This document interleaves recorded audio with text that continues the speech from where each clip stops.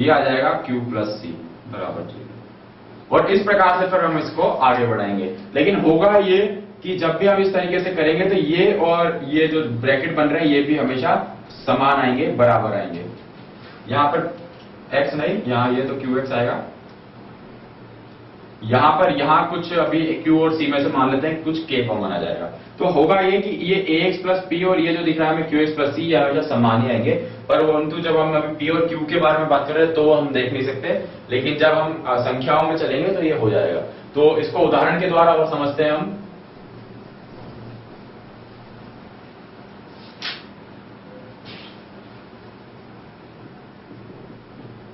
उदाहरण है कि x square plus 6x plus 5 बराबर 0, इसका गुणनखंड हमें करना है, इसके मूल निकालने हैं।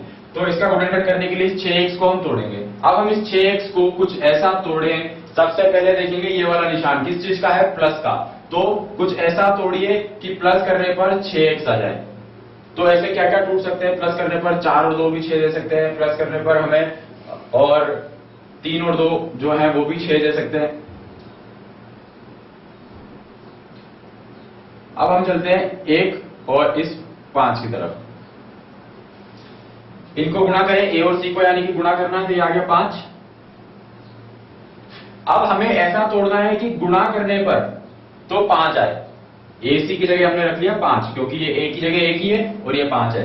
तो गुणा करने पर तो आ जाए 5 और उनका योग करने पर आ जाए वो 6।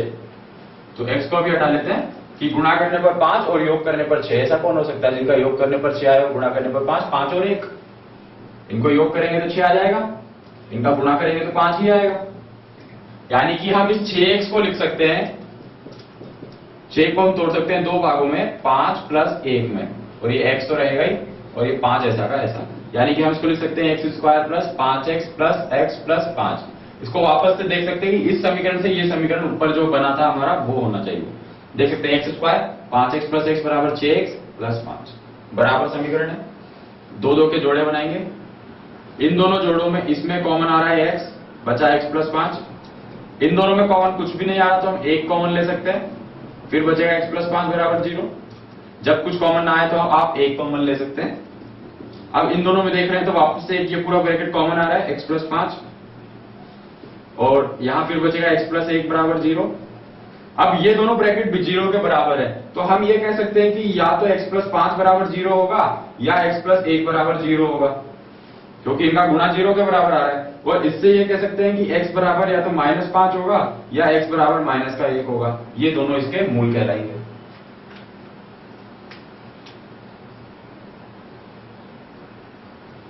तो गुणनखंड विधि से ये इसके मूल आएंगे।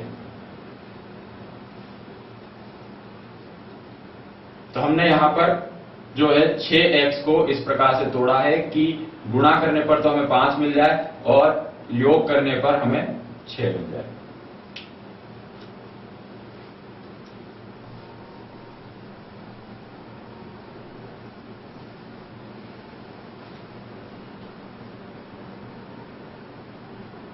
अगले उदाहरण की तरफ चलते हैं। अगला उदाहरण है 8x square minus 22x minus 21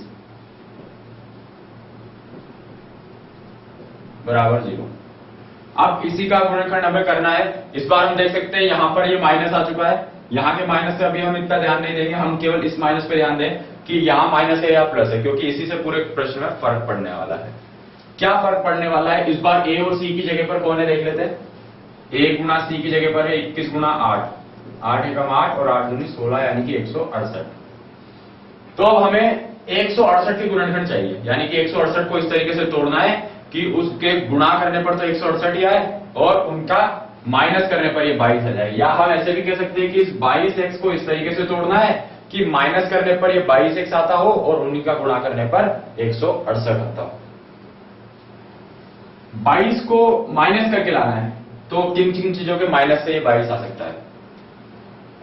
28 और 6 के माइनस से आ सकता है 22, या हम कहें कि 25 और 3 के माइनस से भी आ सकता है। 25 में से 3 घटेंगे तो 25 या 75, हम 168 पे नहीं पहुंच पाएंगे, यानी कि थोड़ा सा बड़ा है।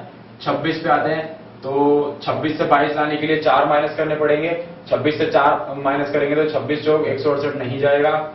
फिर आते हैं 27 पे, 27 से भी नहीं जा पाएगा, 28 माइनस 6 करके देखते हैं, 28 माइनस 6 से भी 22 आता है, और 28 गुणा 6 करेंगे अगर हम, तो 8 6 48,